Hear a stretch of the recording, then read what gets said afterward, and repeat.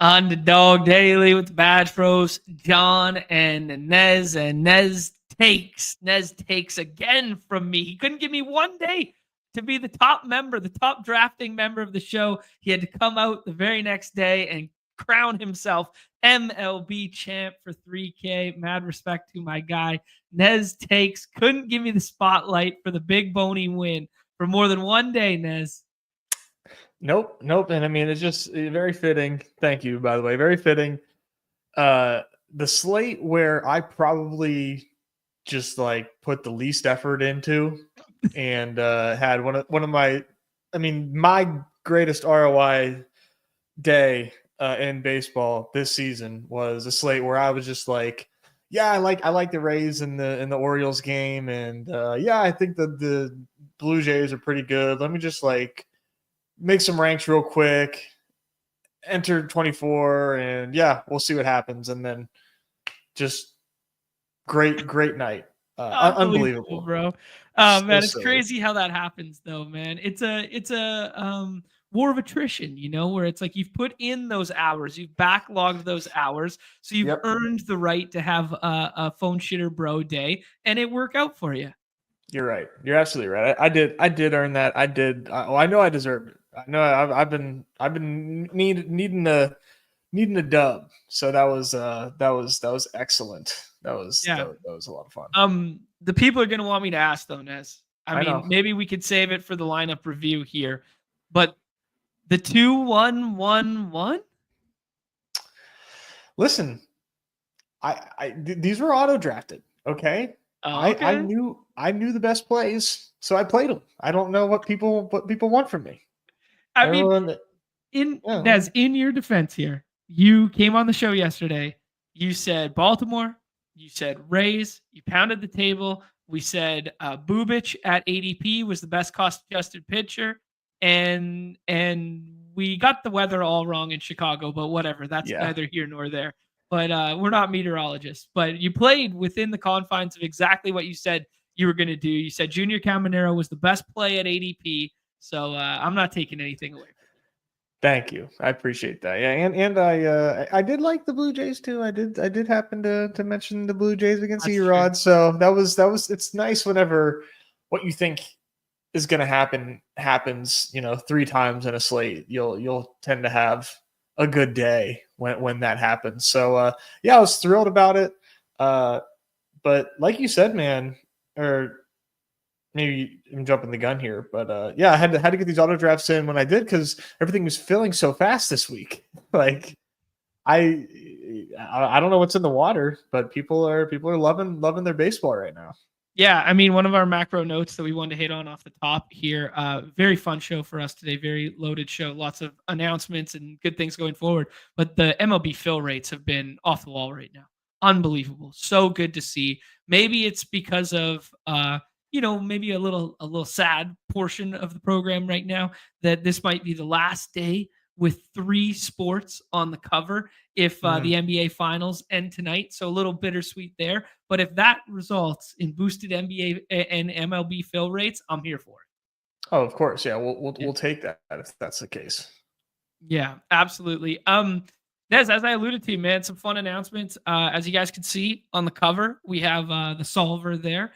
We've been working in tandem with them for a long time now, and now kind of going forward facing with this. And that's what our new series is going to be. Tentatively, the Solver series, something along the lines of Best Ball Explorer, this sort of thing.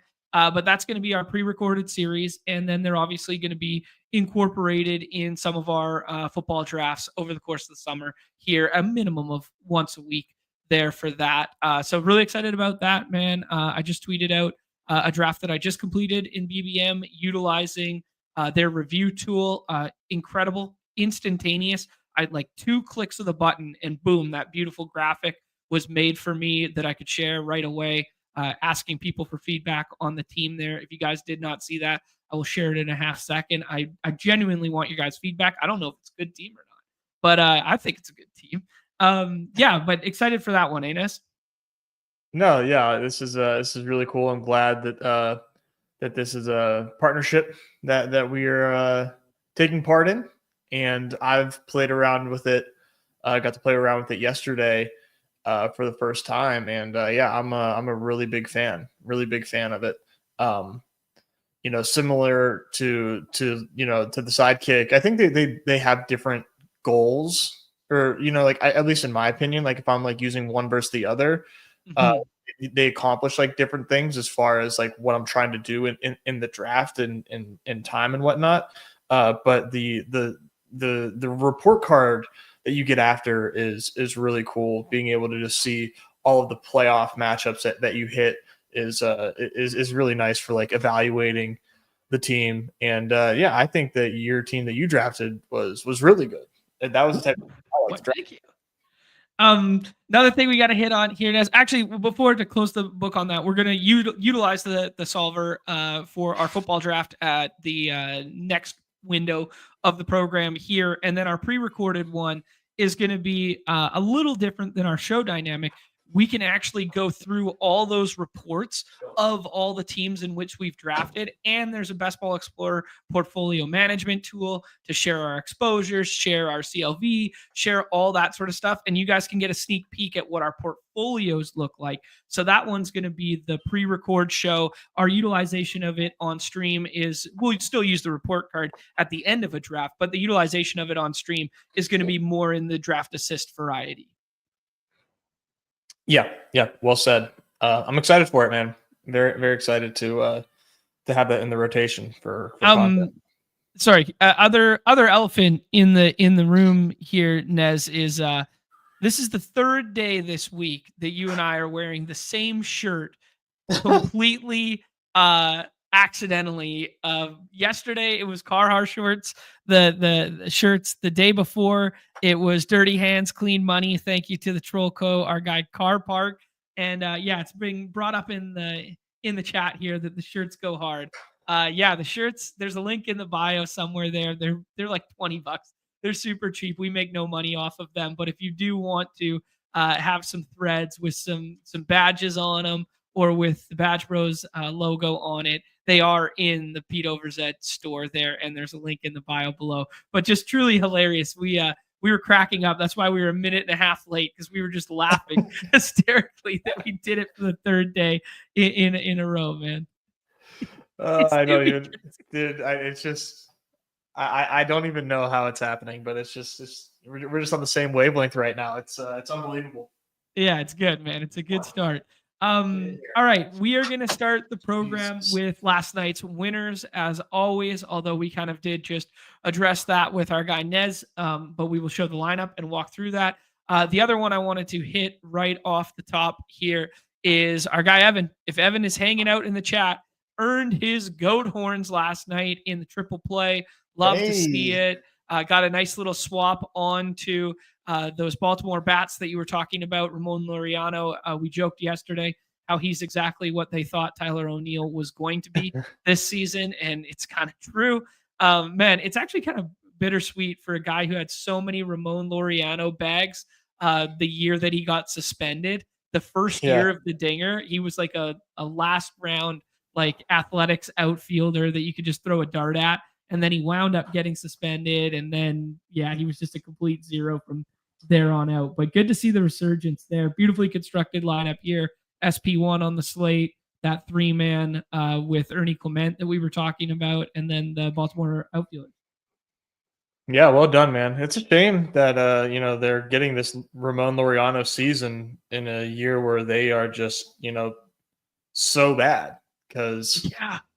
I mean he's been a huge revelation for them. Probably a trade candidate, I would imagine, but I don't know. Yeah, you would have to think at this point that like him and O'Hearn, like some of those kind of like older guys. I mean, it's crazy to just think that this team could also right now have like, if they didn't do the Trevor Rogers deal, that they could have Stowers and Norby as well and just be like so loaded. But I don't know. It's just kind of all falling flat on its face for them and not breaking right this season. Unfortunate, dude. They're a good ball club. They should be. They should be. Yeah. Nez, your boy only got 14 of them in there. My top lineup there had Ramon Laureano in there as well. Junior Caminaro played that game environment alongside Chris Sale, but nobody cares about that. Everybody cares about yours here. Bubic did not actually end up mattering all that much, but that 10 points was much needed just to get the win there. And then that 2-1-1-1 that we were alluding to, Bobichette and Vlad as a nice pairing there. Caminaro, who was your favorite ADP priced bat. You liked the lefties for Baltimore. We played those O'Hearn home run pick'ems, which unfortunate, man. We got the Tolia home run again, and we just can't get the O'Hearn one to go along with it. But yeah, beautifully constructed team, dude. Congrats. I don't know if it's beautifully constructed, but but thank you. I mean, I don't know, man. I when I play volume, I tend to adhere to very solid stacking principles. What's up? What's up, coach? Shout out, Dad. I adhere to very strict stacking principles, and I just never get home. And it hardly ever gets home. And then I do this auto draft stuff, and bada bing, bada boom. I forget what the other three teams on this screen look like, but I'm assuming they're not very well stacked either. Caminero, was the only stacking partner, and it was by way of a swap in that one. Also about mine, but yeah. Oh, sorry. You meant yours in the back end of the leaderboard. Basically the same targets. Mm-hmm. Hauser, but Gunner gets in there with this one. There's a duo. Yeah. And a mini stack of Tampa Bay, but that's just probably based on how you were ranking them out. I guess at least there's a stack. It's not at least it's not like a 5-1 off thing. Yeah, for sure.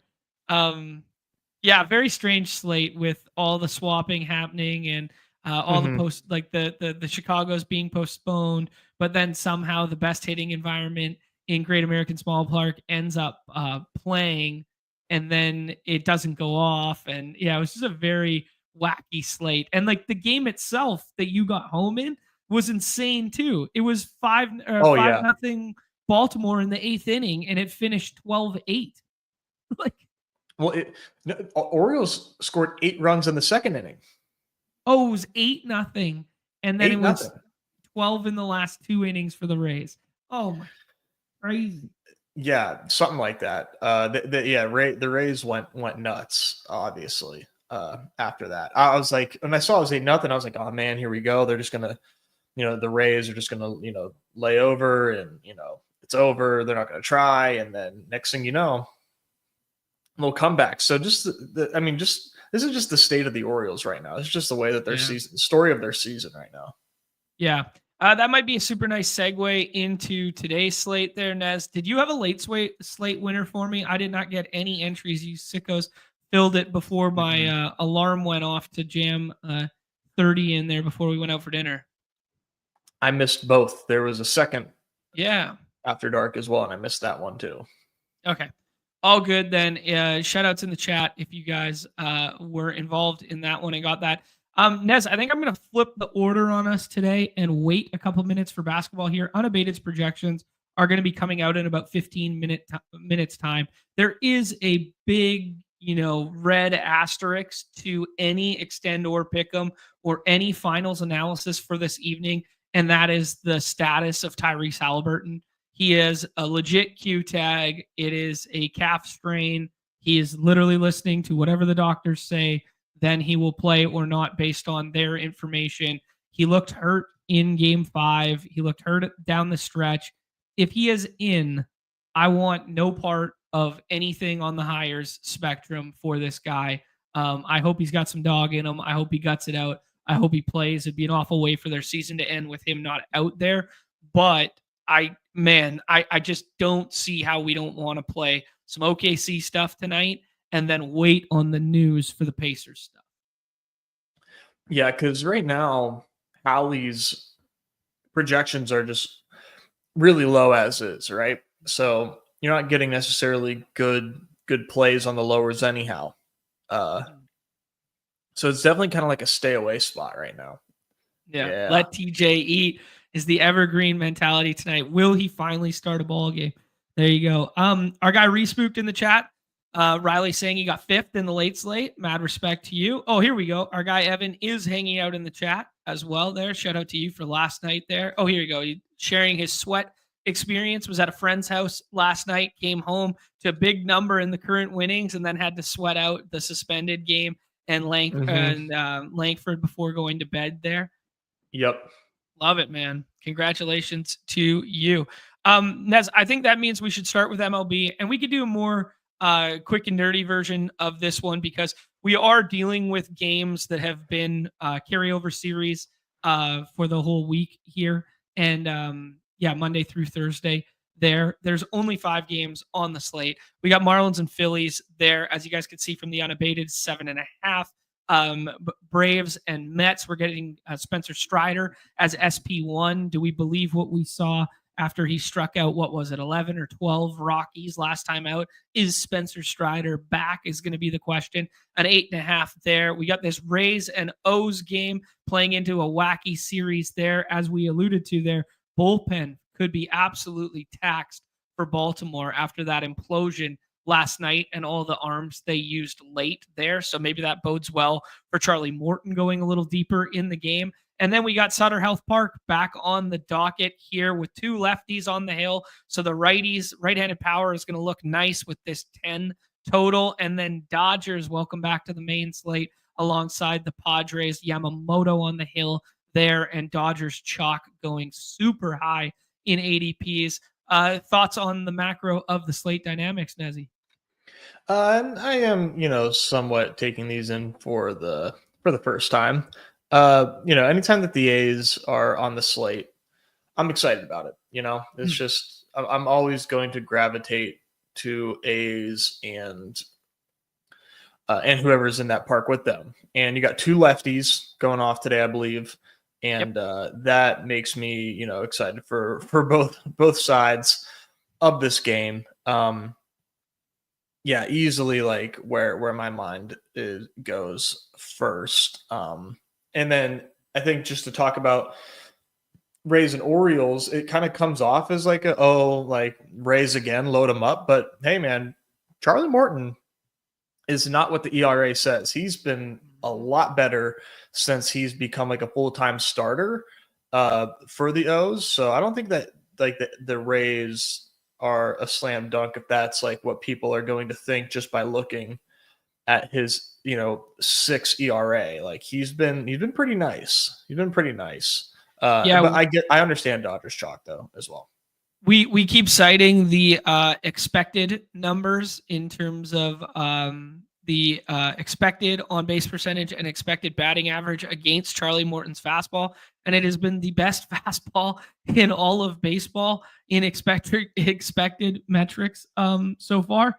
So, and that's just in terms of expected average and on base. But like that was a shocking revolution to learn when you look down at his base metrics and you see like a 7 in his ERA column. I think he's now chiseled down to a 6. But that was just a shocking development when you went a little bit deeper on the Morton stuff. Also showing some K ceiling in the last 3 or 4 starts there. So very interesting decisions to be made alongside there. He might have a longer leash tonight too with how beat up that bullpen got last night. He might just have to stay out there kind of thing. To double down on your love for anything that takes place at Sutter Health Park, we also have winds blowing out, according to Roth, at 10 to 15 minutes or 10 to 15 miles per hour. I'm a little mad at Roth right now after yesterday, so I'm going to take it with a grain of salt there, Nez, but I do tend to believe him. Yeah, he kind of let us down in a big way yesterday, but that's okay. It worked out. Dude, it's such a thankless job being the DFS weather guy. You only get shit on when it goes wrong, and you never get praise when it goes right. And I mean, to be fair, like the game did get called short in Cincinnati, so he was half right. They were determined to play that fucking game for some reason. It just made no sense. But the wins, we can at least trust the wins, but that doesn't necessarily mean that we're gonna get home runs. I mean, it's interesting. I know we're not doing pick'ems, but like there's some decent right-handed bat pick'ems for the Astros today. This guy just said we're not doing pick'ems, and I instantly clicked. the Pick'ems tab. Tell me who these right-handed bats are. You I like mean, dude, Christian Walker or something? Look at Who do you Jeremy like? Pena. Okay. Just like, look at this. A 4.22 for a guy who's going to be leading off versus a lefty. I mean, a little bit of strikeout upside from the arm, Jacob on the other side there, but like, no, not enough to be, looking at this. This was actually the thesis of a Jeffrey Springs play that I played on Tuesday on the paywall stream there, Nez, where I was like, why don't we just take the dude who's leading off and is like scorching hot with like the witchcraft to just always get on base? Like, why don't we just play this guy and see what happens? Yeah, man, I think that this is a no-brainer. You look at Jacob Lopez, he doesn't even have good stuff against righties. So, like, I'm like, man, he must be reverse splits, right? Nope. He must be a ground ball pitcher. No. 15% ground ball rate against righties. Yeah. 15. That's not good if you're keeping up No. at home. So I don't get it. I don't get it. Okay, so what's a nice one to go alongside and pair this one with? That is the question, isn't it? Corton Golden also terrible splits against righties. So yeah, like what's Brent Rooker? Is he just like, is He's it a joke? 187. Yeah. I mean, even Jacob Wilson is a 3.86 today for a dude who's normally in the sixes and sevens. Holy shit. Yeah. What about how about Luis Arias? A 3. There it is. All right. That's fun. Yeah, just take a couple of the righties. Urias could move up a little bit in that order, probably 5th or 6th, something like that. Seems reasonable. I like that. You just solved it. Yeah. Cattell, we're getting some Cattell love again. Eric Lauer, man, where'd all those strikeouts come from last night? Holy smokes. He was dicing dudes up. Unbelievable. What the hell was that? Yeah. I was like, I don't think this guy's playable because he's not going to go long enough in the ball game. And he just like magically like finds his way to like 5 or 6, like crazy. Weird slate all around. Yeah. Actually, you know what's weird is that we got robbed of Skeens versus Scooball today. That one he's gonna pitch later today anyways. Why don't you just give them both to us in the same game? But I guess they wanted to try and win a ball game instead of giving us the ultimate pitching matchup. Yeah, that's just the most annoying thing of all time, dude. Yeah, it is what it is. It's so dumb. It's so dumb.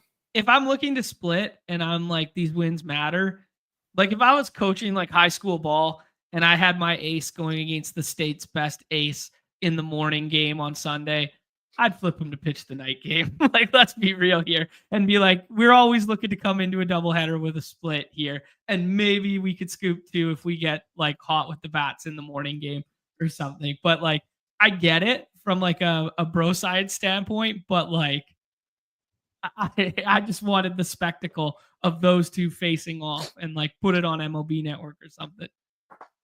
It's just a no-brainer. It's a no-brainer. But yeah, the Pirates want to be sweaty about it and try to get a win.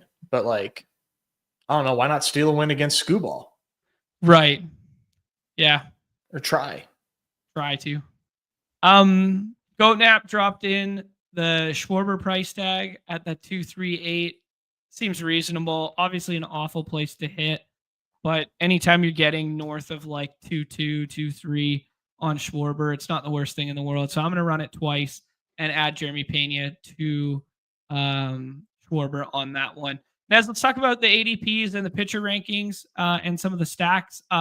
Obviously 5-game slate with only 10 teams and like 3 teams that are like jumping off the page chalk.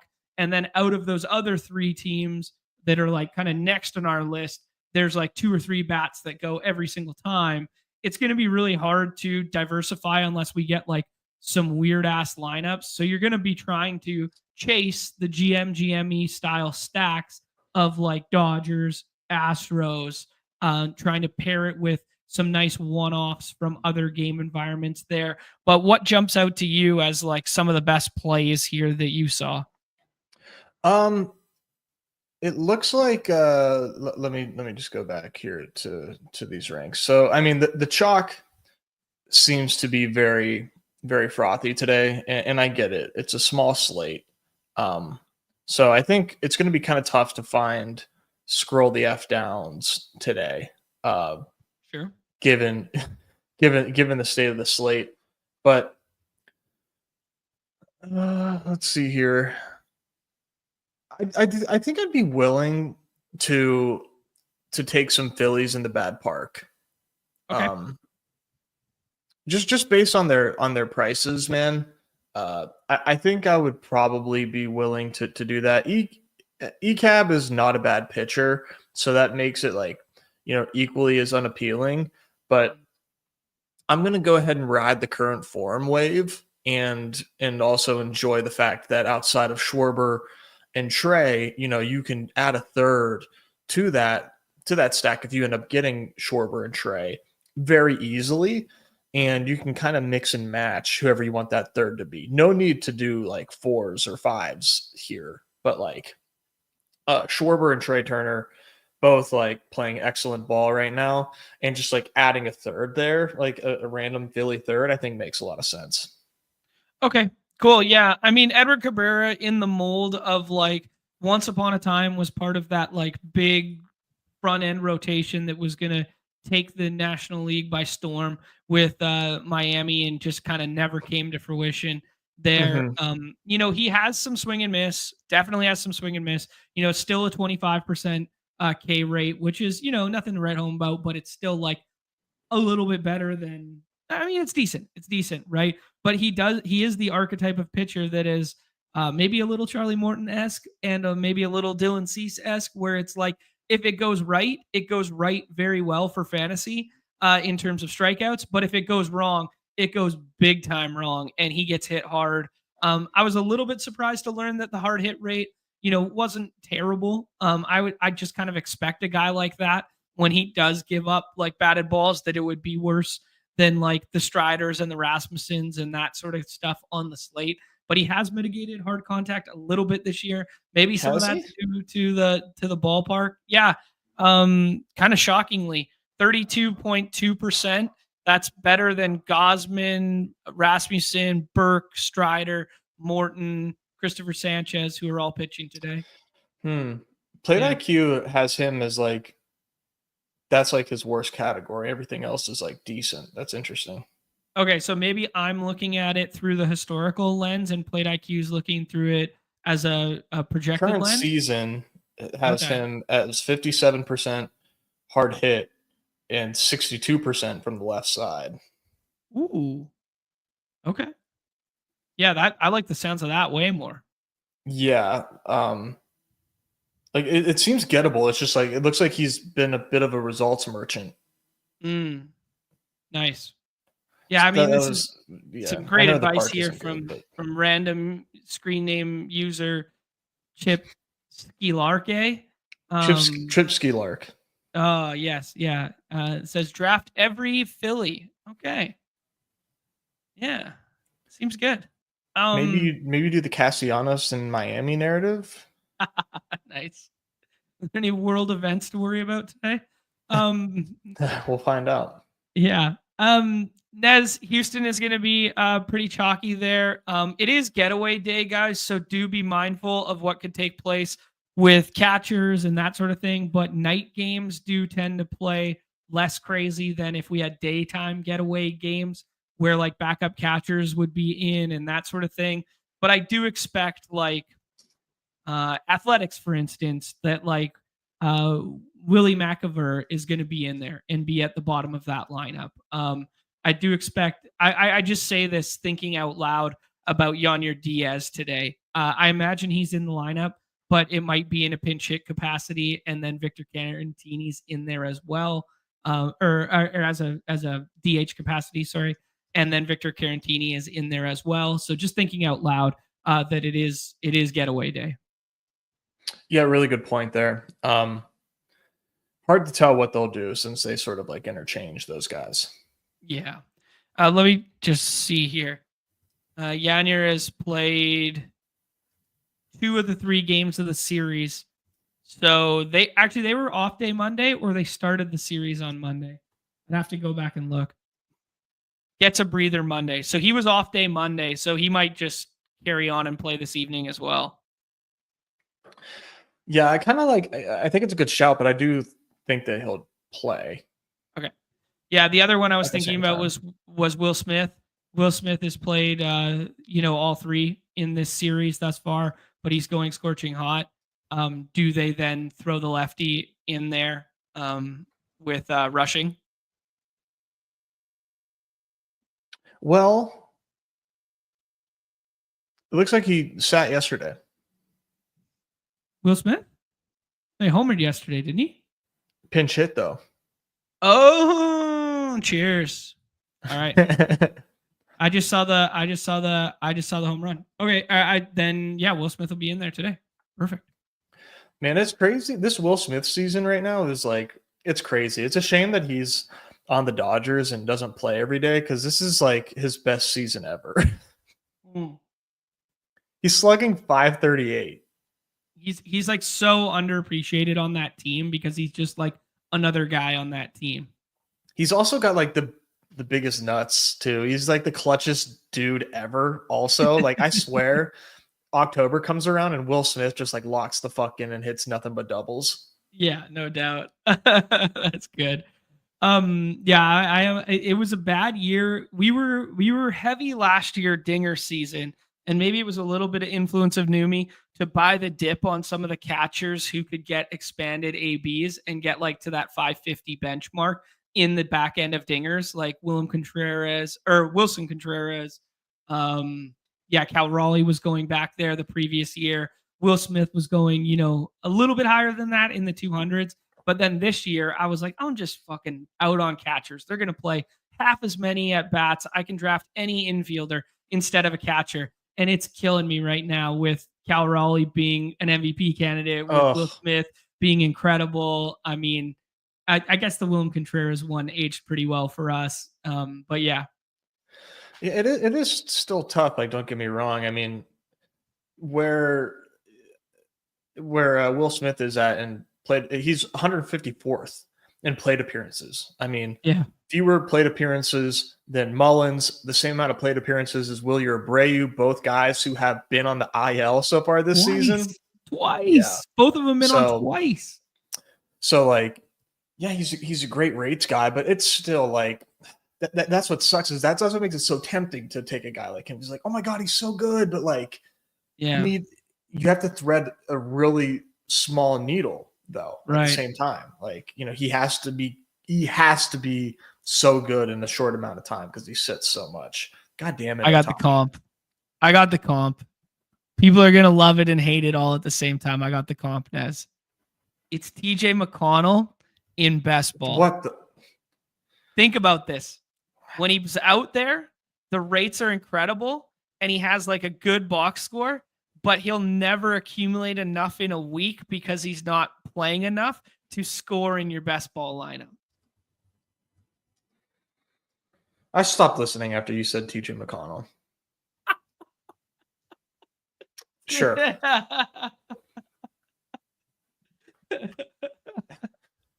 I think you made a good point, but I stopped listening. That was a pretty good comp. You got it. Sometimes you just gotta let comp guy throw up a heat check now and then. Oh man! I'll let you have it, since this is a big night for your boy. He's probably going to start in the NBA Finals. Is John like TJ's secret uncle? Oh man. Hey, I wouldn't talk about him every 2 hours if he wasn't so fucking relevant and everybody else was wrong and I was right. Okay, guys? That's why I talk about it so much. It's like my only dub. Nez, let's talk about some of the more contrarian and or priced down stacks on the slate. The Mets are still kind of expensive despite getting the Spencer Strider matchup. Do we think Spencer Strider is hashtag back after striking out 13 Rockies, 24 fantasy points It's something we were accustomed to seeing in the past there. But reminder that Grant Holmes in that same matchup struck out 15 of them in 5 innings. So yeah, just thoughts. I think it would probably be wise to take Mets today. Okay. So you're buying the previous narrative, previous iteration of Spencer Strider, not what we most recently saw. Yeah. I mean, I think that's like the most obvious play is to like fade what we just saw out of Spencer Strider. Um, Sure. you know, it was the Rockies. You absolutely should be asking him to do it again. You should 100% be saying, yeah, I need to see it again. Okay. We're not getting a discount on Soto, given the bats that are here. Like he would have been my 104 no matter what right-hander they were facing. Probably maybe over Schwarber, but yeah. Where are the other Mets in ADP? I honestly don't know. I'm kind of doing A a lot of this for the first time. couple things here. Did you see Soto last night and how that ball game was ending in the ninth? No, I did not. 4-4 game. Pete Alonso scorches something. Oppo Taco halfway up the wall. Acuna makes a great catch and then kind of like dekes Soto. And Soto's just caught in the middle of the base path between first and second, not knowing if Acuna caught it or not, and then doubles him up at first. Toot Bland. Yeah, it was sick, dude. Yikes. Yeah. Yeah, Soto has this upper echelon ADP, but then the rest of the Mets are low key free at the bottom. Obviously, Lindor hitting from the worst of his two sides, but still a elite all star level hitter. There, Pete Alonso handedness thing there. Nimmo will be hitting near the top, even though they went to Marte the other day versus the lefty. So, yeah, it'll be Nimmo back in the 2 hole today, I imagine. Yeah, I know that grinds your gears. But Nimmo looks good. Okay. You like Nimmo today? Yeah, I like Nimmo a lot. Okay. Obviously great lineup around him, and he's playing pretty good baseball since he's been back. Mhm. It's weird. He kind of like he's gotten a little bit more power than I'm used to seeing out of Nimmo. So I like it. Okay, cool. Good shouts there. I love this comment from ATL Braves in the chat. My wife got him a Strider jersey for Father's Day and doesn't have the heart to tell her that he's dust now. Oh, that's tough. He'll be back. He'll be back. Still You got need the a Grant best. Holmes jersey. um, Nez, I just wanted to bring up the ballpark pal with some of these totals because the chalk, as it's appearing on our site and getting drafted, isn't jumping off in terms of their Ooh, totals as much as no. we think they are. You know what I mean? Like this Rays total is so much closer to the Astros than ADP would indicate. Baltimore's is so much closer to the A's than would indicate in draft rooms. And then the reason I brought it up initially was if we look at the Mets, they're getting a 4.18 against Strider is not something that we would have seen in years past. They're also getting a 4.25 some other places I'm looking. So yeah, man, playing into your narrative that A, things are decently flat across the board, but also B, maybe we should be getting to some of those price down Mets because even mathematically speaking, they're not too far off some of these other spots. Yeah, for sure. I am very surprised that that the Phillies are second in run totals. Honestly, I hadn't looked at this, and that the A's and Astros are also looking so lowly because we looked at Unabated, and everywhere that you can play that total has like 10.5 on it. I think Yeah. so. That's shocking. Yeah, it is. It is. So I don't know what's going into their simulations comparative, but we can look at the home run zone here. It's a good reminder each day that the way in which teams score runs matters in a big way. But yeah, man, most of the home runs were all on the early slate that were popping off the board here. Good to see Brent Rooker up here, and then we saw what it was in our pick'em lobbies there at like the 1.8. But I mean, outside of the big names in Otani and Acuna, this sort of thing. Ballpark Pal simulations have, some of these guys like way priced down, lower home run implied odds than usual, which makes me think lower scoring slate that the 2-1-1s and stuff like that play up a little bit better. The 3-1-1s play up a little bit better when you're trying to pluck, runs from different game environments instead of trying to find them all in the same game environment. Yeah, I think that logic checks out. Yeah, and like you said, nothing like too crazy here in the percentile or probabilities. Yeah, exactly. Yeah, and I mean, like, Pete Alonso's basically going undrafted, and like in terms of his, percentile to homer, comparable, like 19.1, comparable to a guy like Rooker at 20.3, who goes every single time, comparable to who else is on the slate? Brendan Lau goes every single time at 19.4. Pete Alonso gets drafted, a small percentage of the time, and they're they're about the same in their eyes. I'm just kind of I'm over, yeah, and I'm over at ADP right now. It didn't like quite register to me that Spencer Strider is ADP 3 today. Yeah. He's getting the that old, ain't it. The old that treatment. Ain't it. I'm sorry. Let's rattle off some pitcher ranks then, Nez. Yeah. Yeah, for sure Yoshi won. Okay. For sure. And then easy Chris Sanchez too. No doubt. Okay. Yeah, I mean, some of the power bats in that Miami lineup that you want to neutralize are left-handed, like in Kyle Stowers and Jesus Sanchez.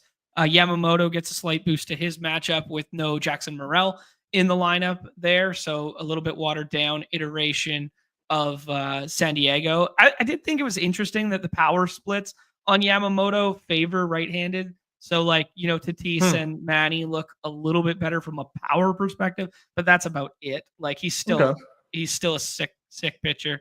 But if Nez has it his way, there's going to be an upper tier of 3, and it's going to be somewhat reversed order because Strider's going to find his way to the bottom of that, which means Nez is not going to have a ton of Strider today, which means he's probably going to have a decent amount of Mets. Drew Rasmussen, Clay Holmes, Colton Gordon, who got shelled in a couple of his outings, but then turned it around in the last 2 there. Any interest in this next tier, or are we going to our guy Charlie Morton that we were talking about? No, I still think that Charlie Morton is a tough click today. Don't get me wrong. I just don't think that the Rays are like this like uber smash. That's sort of where I come out on things here. Yeah, I honestly think that I would probably have Charlie Morton 6th, and I'd probably mix and match between him and Colton Gordon, just because, I mean, I'm going to respect what Ballpark Pal is saying on this game, and it's and there are some strikeouts to be had with Oakland, the former Oakland, the A's. I think so. Obviously, Yoshi, Chris Sanchez 1 and 2, and honestly, I'm going to have those guys really high in my ranks, probably 3 and 4 to be honest. Okay. Yeah, just to make sure you prioritize pitching early. Yeah. Okay. Yeah, I mean, in terms of Cardi's rankings, there is 0.39 separating Strider, Yamamoto, and Sanchez from top to bottom. 0.39, and yet on our site, they go at varying degrees within the second and first round there. Also, just interesting, Charlie Morton and Rasmussen, basically the exact same projection. He's way more down, kind of like we were with the Athletics and Astros. He likes the bats side of that one. So he's way further down on Colton Gordon. He was my first X off for sure there. Yeah, but I think I think I would be doing, something like that to round it out. Yep, I would agree with that. Rasmussen has been awesome. Yeah. Really, really good. And Orioles, getting better, but Rasmussen does seem like a really safe option today because, you know, there's Clay Holmes, good pitcher, scary matchup against Atlanta. Charlie Morton going better, but like those lefties that the Rays can throw at him do spook me. Yeah, for sure. Whereas Rasmussen has just been like pretty goddamn good all around. Yeah, good shouts there.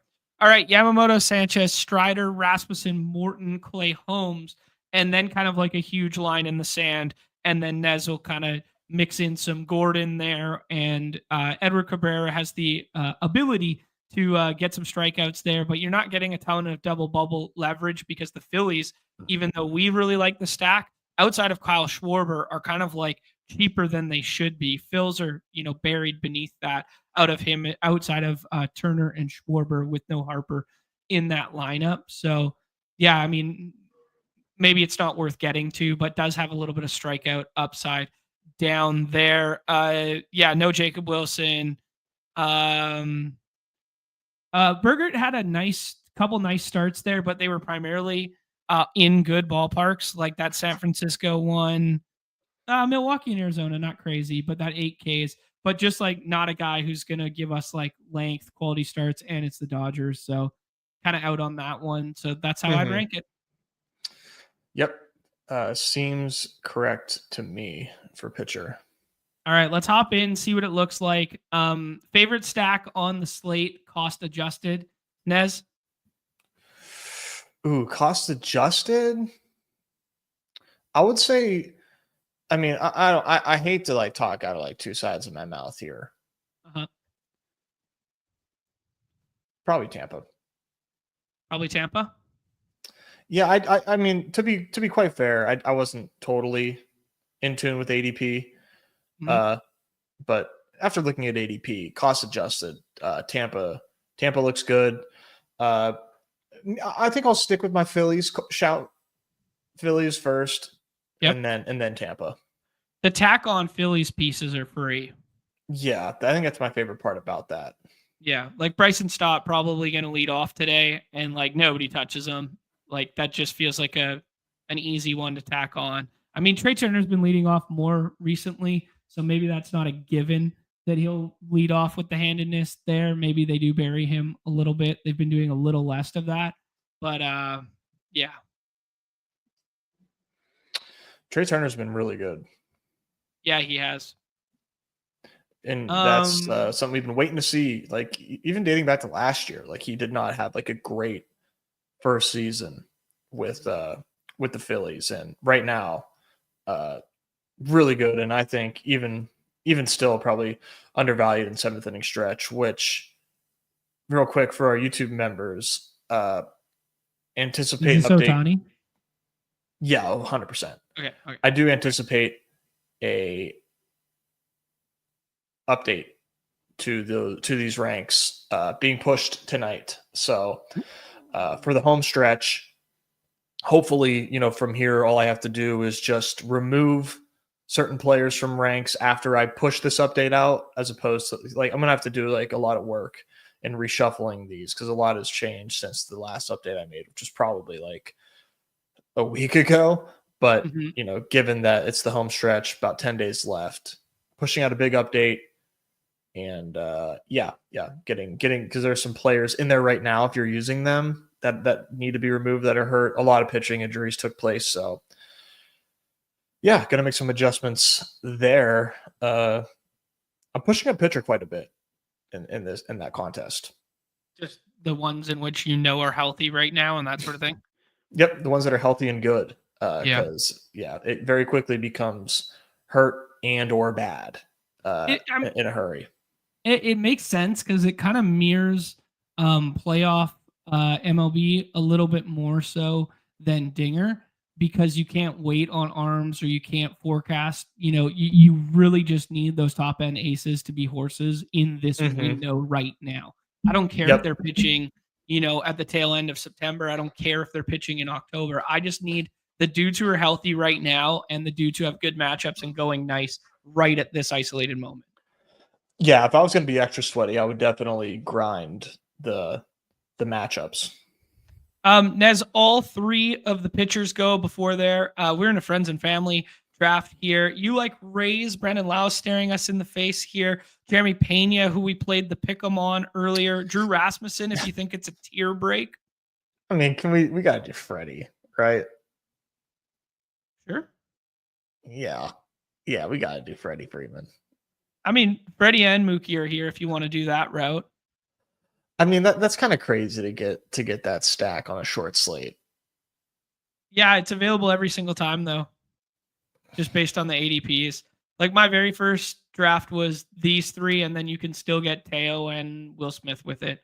It's just like it's just not rare today. So it's like you're gonna be holding hands with 50 people. I still think it's good. Fair enough. Yeah. We're Andy gonna find a way to Pajes is get going there. so high because of his recent results. I mean, he might have been the pick of the dinger right now, in the same way that James Outman looked like he was the pick of the dinger 2 years ago. Yep, just simply take the the good valued outfielder for the Dodgers, and you will print money. It's your pick in the German Shepherd slow. Good shit. Thank you, Reese Boot. I'll get to it. Oh man. Respect for entering the German Shepherd, because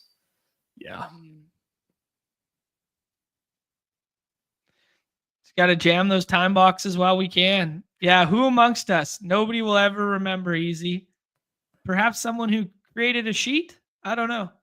I'm unfamiliar with their game. Yeah, I was happy to get on a little bit of that at the tail end of draft season, thanks to Easy.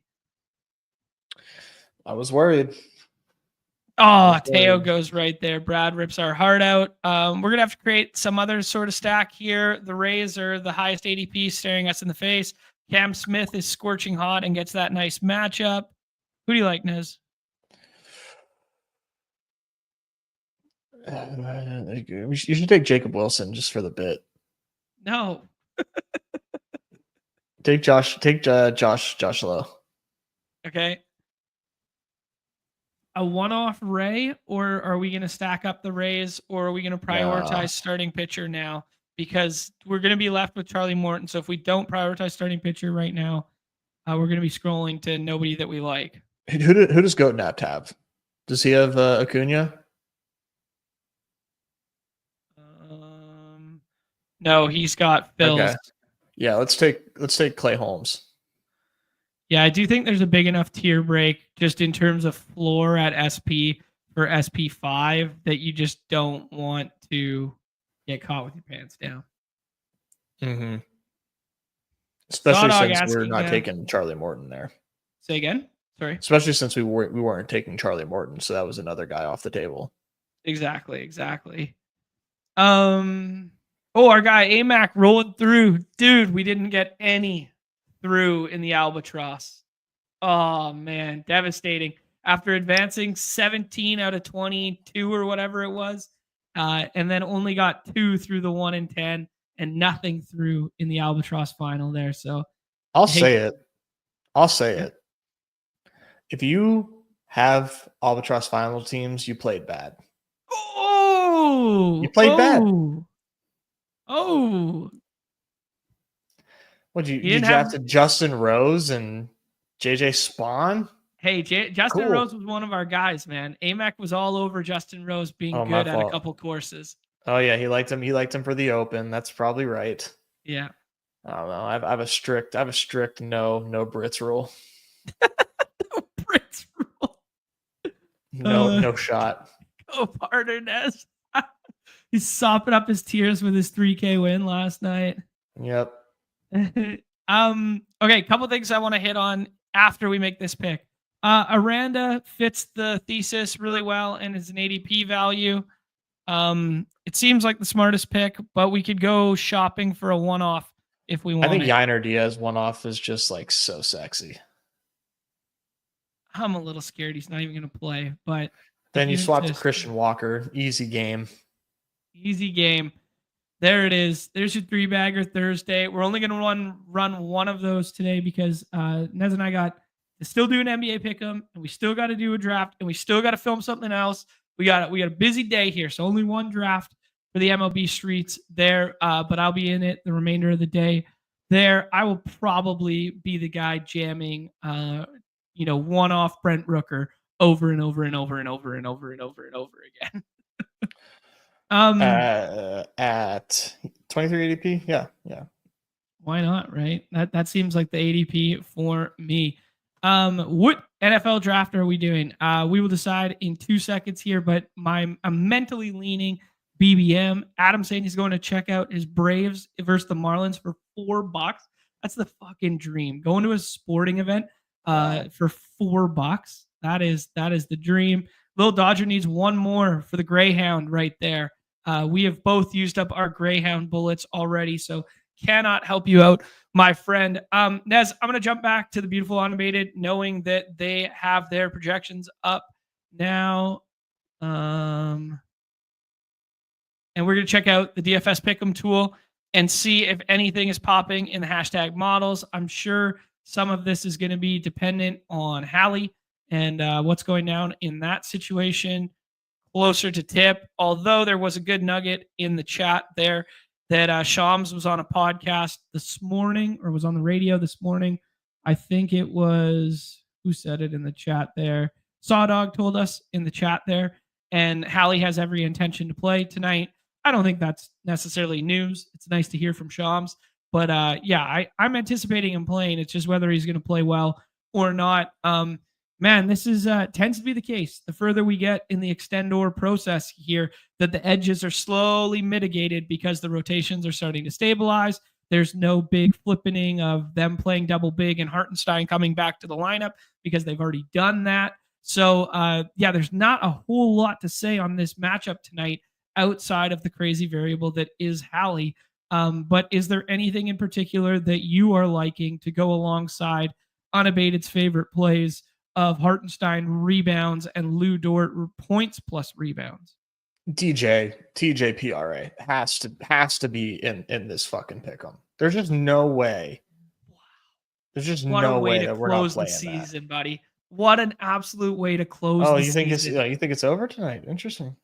Oh, what a way to close the season is with a TJ winning us our last extendor pick'em of the year. That would just be, that's like poetry, man. Do you want to play it with the two unabated recommended plays? Because that's what I would pound the table for. What are the recommended plays? Because I do have two other interesting options for us. Okay. They like Lou Dort. And you know what? To be fair, confidence interval is only 4 to 3% edges here. But they have Lou Dort on the points rebounds, and they have Hartenstein on rebounds. I'm okay with both of those. Okay, what do you say we do? This will be unabated times extendor. Where's points rebounds? So we got Hartenstein higher on the 6.5, Lou Dort higher on the 11.5, and then we are going to look up our guy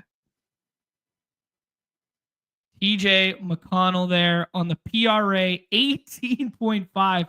That is an absolute hedge job on whether or not Hallie is going to play and or Hallie is going to be healthy. It was actually criminal that TJ McConnell didn't play in the fourth after he would have been so dominant last game, and Hallie was clearly in pain. I think that was one of the few Rick Carlisle coaching errors that were made in this series, but that's neither here nor there. PRA, Nez, or do you like something else? No, PRA.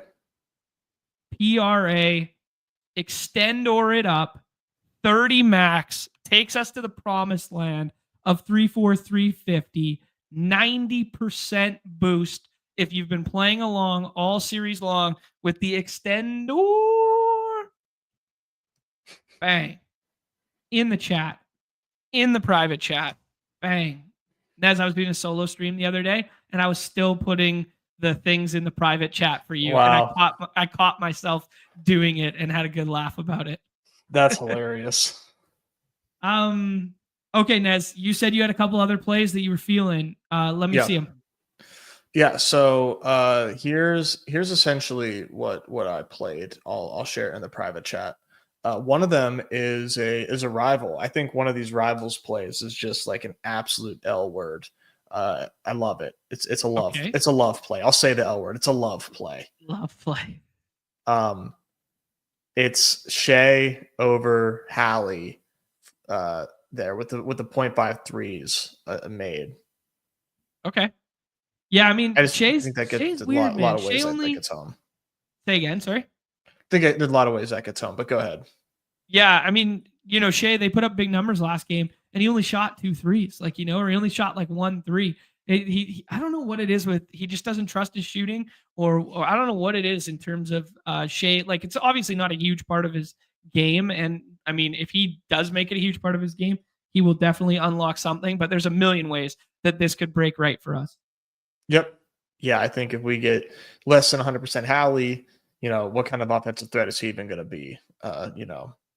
So this seems like a good place to start. Okay, and Alex Caruso lower PRA.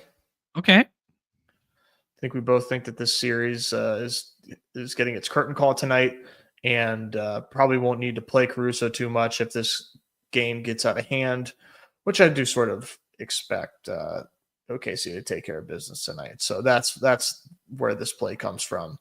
We're going to leave TJ out of this, go to Benny Math points. No Hallie. Let's get Benny Math involved offensively, give him the green light. He's got 12 points in the bag. Love it. Good and Canadian then kid. Absolutely.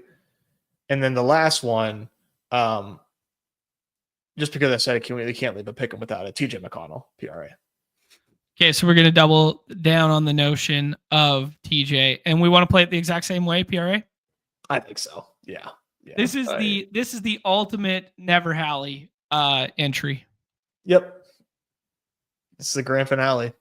That is the grand finale of Never Hallie. Check your prize boxes to see if you guys have any freebies, any gimmies, stuff like that. But 50 gets you 600 USD from my pocket to the beautiful interface that is Underdog Fantasy. Benny Math birthday at home narrative for the good Canadian kid, according to Saw Dog. Wow. That's tough. Wow. Love it. AMAC coming out BC way for a golf trip. Oh, is a golf trip? Oh no, surf Tofino. Oh, buddy. Air quality gonna never be an issue in Tofino. You'll be totally fine, my friend. Air quality primarily interior BC for 5 hours north kind of thing. Tofino, you'll be clean. You'll be into the city and then you'll be to the coast. And yeah. Yeah, it should be good. Des, I think that about does it for baseball. That about does it for NBA Pick'em Extendor. I think it is time to rip a draft. But before doing so, I just wanted to share with some people here some of the stuff that we're going to do a full walkthrough on with our other video. And we're going to walk you guys through, what the solver looks like in terms of, portfolio management and that sort of thing. But it is so simple to use. You literally just go to your drafts, your completed drafts. You check out, your season here. You click this little email your exposures. Once you click it, it's limited to 1 per day. I already used it for today. So you just click that, boom, instantly an email from Underdog. You drag and drop that CSV in like 30 seconds, and you have all this beautiful stuff to work with on the solver with their interface. And it'll break down all your teams. It'll break down all your entry fees, how many drafts you've done. It'll break down your total exposure here. We can see how many, like the percentage of the fees that I've attributed to certain players right now. There's only 44 drafts in here right now because another 40 or so slows are finishing up right now. But right now, Jalen Waddle as my highest exposed player, where I've allotted the most amount of entry fees to there. You can walk through. There's a million different things. We can do combinations of teams. We can do combinations of teammates that we can do. We can look at it through the draft board view. We can look at it through the player's lens by searching individual players there. We're going to do a full breakdown on this for the other video that is going to be coming Friday and or Saturday. And then today we're going to use the actual tool while drafting the assistant thing, which you guys can see that upper left hand corner there, best ball draft assistant. Yeah, but like, this is the BBM that Nez and I did the other day. We could just click this. We did it literally yesterday. We click on that and we get this exact same report that is similar to, or it's identical, but with a different team that I shared on Twitter earlier today. And you can see the allotment of our draft capital relative to what the desired buckets are for Leone's research there. You can see some of the closing line value we have in ADP. This is going to get more valuable as the draft window goes on, right? You could see like where, if we did actually get ADP value and CLV with our early drafts juxtaposed to where ADP closes, you can see, where we navigated from ADP, where we took the drop. This 11 and 12 range was when we did that Drake May plus Kyle Williams fall. If you guys remember from yesterday, it breaks down your game stacks. There's so much to dive into here, and we're going to be progressively using it throughout the summer and showing you guys. But man, it's a beautiful interface.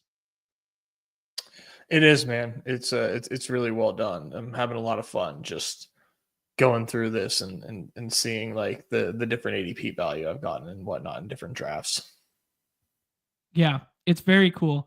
Very cool stuff to see like in real time too. I mean, this after the fact retro analysis is great, and it's great for like looking at the entirety of your portfolio and stuff. And it's so aesthetically pleasing to look at, but you can see like even my own pick tendencies. So I told you guys like, hey, I've been liking in this like mid range here of like 11, or what was it, 9 through 11 is what I keep harping on, that's my like tight end onesies pocket. And you could see materialized in a graph here instantaneously for me. John isn't lying. He gets a tight end 40.9% of the time in the 9th round, or he gets a quarterback 25. You guys can see wide receiver drops off a cliff in my mind. So that's how I'm attacking these little pockets of the draft. Whether I'm right and or wrong, I don't know. But this is very valuable information when I'm building out a portfolio for my BBM teams to be like, okay, I have no exposure to the wide receivers in this tier right now. We're going to have to start flipping the build a little bit and then manipulate throughout from there. Yeah, I love this chart. Love this chart. Some of the cool stuff here with team stacks can tell you relative to where ADP is, where you are getting your team stacks. Very cool stuff there. Yeah. I mean, we're going to mess around with this in the other video and keep going with it, but it's very cool. All right, Nez, let's hop in a draft here. I think we should do BBM, but I'll hear you out. I will hear you out. No, I think BBM makes the most sense given the state of the lobby and us rocking the solver here. Cool. BBM number 15 right now. I will change my view so you guys can see the solver on the side here, because if I just share the tab, you can't see the widget, and I want to show you guys. There's one more spot in the 20-second BBM here. I will share the window like that.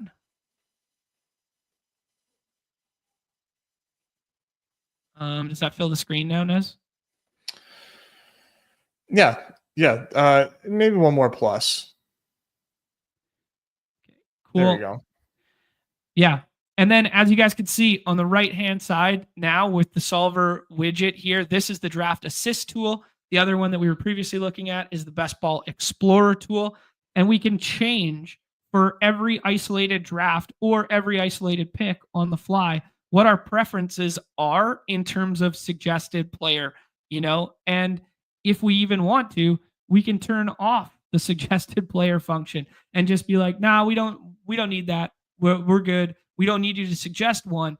We just want to know, what the bye weeks are, what the stacking principles are, what the 15, 16, and 17 correlation is, what the draft capital is. So we'll mess around with this on the fly as you go. You can also set position limits to ensure that you don't, end up with another 4 tight end team. I know Nez does not want me to have a 4 tight end team, so I can go ahead and just change that number instantly to 3 there. We could set the importance of correlation in terms of 17, 16, and 15. The defaults kind of like trickle down from 17 to 15 like that. But if you guys have watched Pete's recent video, maybe we want to crank this 16 all the way up here, or maybe we want to, crank 17 down a bit and move 16 too high there. I currently have the establish the run rankings in here to go along in tandem, but you can also upload your own rankings in there, so you don't even have to be reliant upon theirs. Nez, we got 10 seconds here. Bijan Robinson or CeeDee Lamb? Let's go Bijan. All right, let's do Bijan here. As you guys can see, like the color coding suggested, that was like a 10 out of 10 pick there. But if I hit this drop down menu, I could dock running backs there and boost wide receivers, and that would change that CeeDee Lamb is now a 10 out of 10 pick for us there. So the inputs of what the user is doing really drive the bus out here in terms of how we're drafting. Yeah, it's just like, just a nice way to help guide you through this stuff. They have little icons too, which I think is pretty helpful as far as seeing, how many stacks you have, like a week 17 play and whatnot. So yeah, it's I like the customization involved there. If I'm like really tired, I may just like, all right, just 10 out of 10. Yeah, hook me up. Got it. Yeah, I'll just go with what they're telling me. Sometimes before bed I've got like 20 slow drafts and I'm just, I'm on autopilot. Yeah. That's actually a really good point there, Nest. It is beautiful for slow drafts because it works in the active tab. So we're going to showcase that on the first video of that we're going to be doing later today, and then we'll be out later this week kind of thing. But it's in the active tab. You don't even have to click in and out of the drafts, and you can just bounce from draft to draft to draft, and you'll instantly have all your mapped out correlations. Because for slow drafts, man, I can't remember who I picked on, Schnauzer number 5. But as soon as I open it up, I go, okay, there's my stacks. There's my correlation. There's my draft capital widget, how much I've spent on each position. Okay, now I can make an informed decision without spending, 15 minutes going back through the roster, thinking it all through myself. Yep. Yeah, exactly. Very helpful for that. There we go. Rashi Rice getting pushed up. We got friends and family in here. Shout out to our guy Mathology hanging out there. Eggerson is in here. Alan is doing his first BBM of the summer there. So I'm glad honored. we get him in there. All right, Nez. So as you guys can see at the base of the screen there, we have the playoff matchups in tandem. Brock Bowers is the number 1 suggestion. We could do Ladd McConkey. We could do Bucky Irving. What do you like? I think I might be Bowers here. Okay. I'm good with it. We haven't done a ton of Bowers, but getting him at 21 feels pretty good. Yeah, he might just be like, yeah, that much better than the rest of the tight ends this season. So that feels like a fun skeleton key to have if he is in fact like that level of player. Yeah, very much so. As you guys can see there, now our target capital buckets have shifted in some regard because we spent the price tag on RB. We're almost near it with how much capital we spent there, and we've basically filled our tight end capital for the draft. So this is kind of informing us that this should be a 2 tight end build, and that the second tight end should probably be of the late variety. Yep, I would agree with those buckets for sure. Cool. Let's see what else is going on in the lobby here. Shilly goes with that Bucky plus Josh Jacobs. I think we're going to want to do a wide receiver here. Nez, Tyreek Hill, Terry, JSN, Devontae Adams.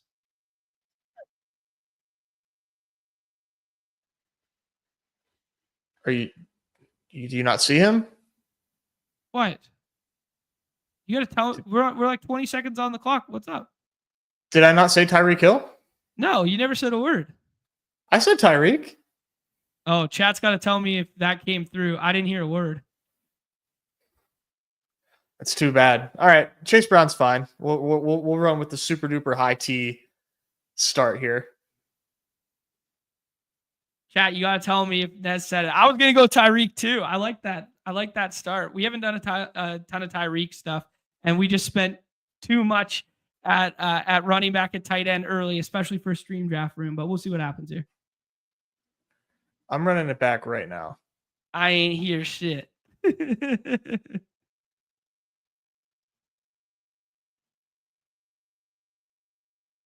Oh yeah, it didn't. My mic did not pick that up at all. I thought you froze out like, because I wasn't looking at the screen, and I was like, he's not gonna say anything. Oh shit! I had to see your mouse up and down. Like, according to the replay. Yep. After review. That's actually hilarious that we could do like real time review there. Yeah, I had to run that back. My bad. But now this is gonna be a fun challenge. Yeah, this is gonna be a fun challenge, especially in a stream room.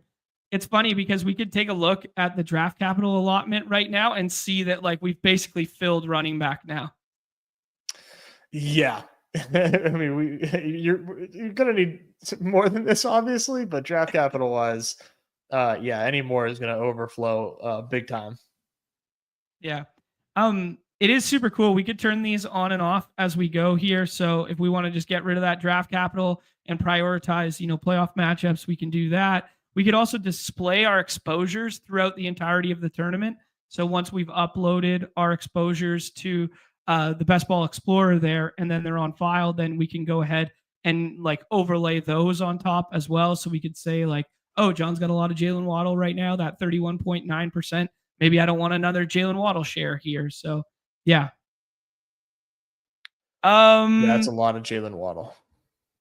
Dude, I'd be super into taking Tet here. It's kind of scary as your first wide receiver to go with a rookie like this, but like if we're gonna moon shoot, we may as well. Yeah, I think it needs to be Tet. A little bit of ADP value there too. 4 or 5 picks. We, by the way, we should turn down this ADP weight a little bit there because we are the scroll bros.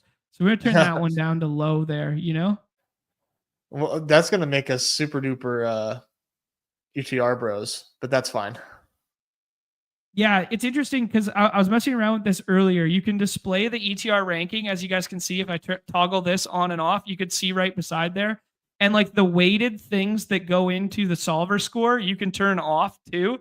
So like we don't necessarily have to go with that because the weighted solver score is like ADP juxtaposed to the ranking, and the ranking in which I currently have in there is ETR. So like it is going to skew pretty ETR heavy, right? Nez, we got Zay Flowers, George Pickens, Jalen Waddle. Waddle's got some 16 overlap. They're saying Zay or Pickens. Who do you prefer?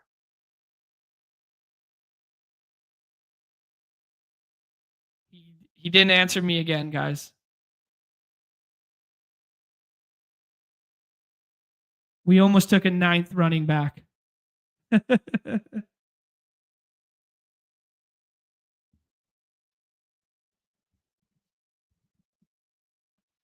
Oh.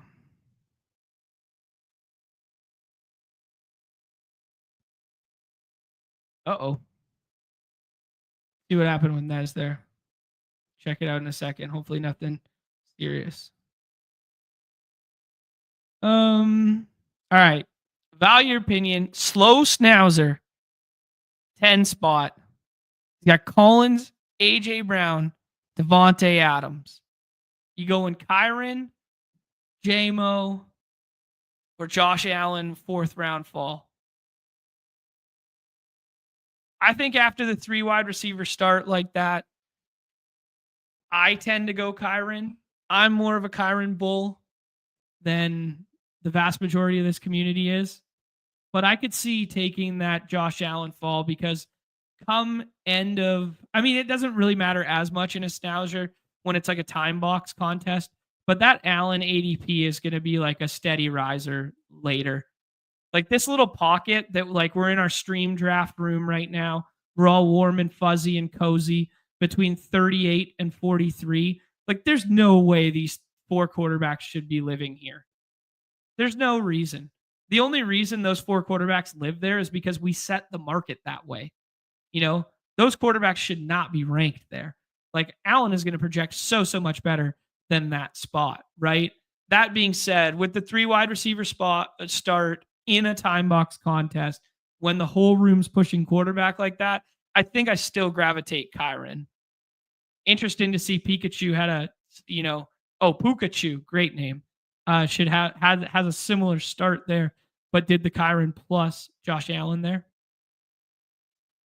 216 of us, guys. Hit the like, subscribe, notification bell, all that fun stuff. If you guys want to check out Unabated, there is a link in the description below. If you want to check out the solver, there's a link in the description below as well.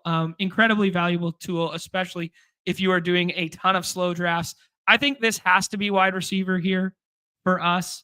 I'm not seeing any obvious correlation other than Jacoby Myers. We can set up the Geno stuff later. So I think I'm going to boost Jacoby Myers over Jerry Jeudy there. I know ETR are big fans of Jerry Jeudy. I know the Pick'em lobbies tend to be big fans of Jerry Jeudy as well. The quarterback situation scares me a little bit there, and I do like setting up this potential Geno double there. As you guys can see, the little badges that appear on the side there, we can toggle those on and off, but we can see that now, 2 teammates paired. Okay, Brock Bowers gets a wide receiver pairing beside him. Jacoby Myers gets a tight end pairing beside him. So very cool for managing on the fly here.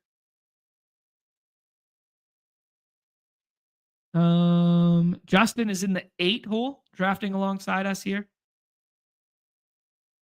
Justin is in the 8 hole. What's he got here? Connor, Tuba, 4 wide receivers start, and then you add professional ass running backs who got lead jobs. Looks good to me, bro. Looks good to me in a big way. That is probably my most desired way to build right now. I've talked about this a lot recently, but my most desired way to build right now is kind of like, I like the right-hand side of the board, and I like trying to catch like Brees plus someone later. We're up on the clock here, 20 seconds. A little running back pocket here, but I don't think we should. This is kind of like the hard part. They're telling me clear Shakir. I'm going to go, you know what? We're going to go Shakir, and I'll tell you why in a second. We started with only 3 wide receivers in this. We're playing catch-up at wide receiver. I was going to take Diggs to give ourselves a stacking quarterback out. The problem in doing so, though, is like, what if Diggs is not ready for week 1, right? Which is a very real possibility. I know his OTA videos and stuff, he was cutting and he looked fine and that sort of deal. But like,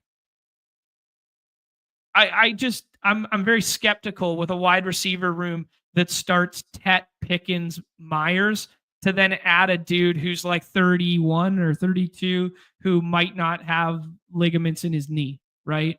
So, yeah.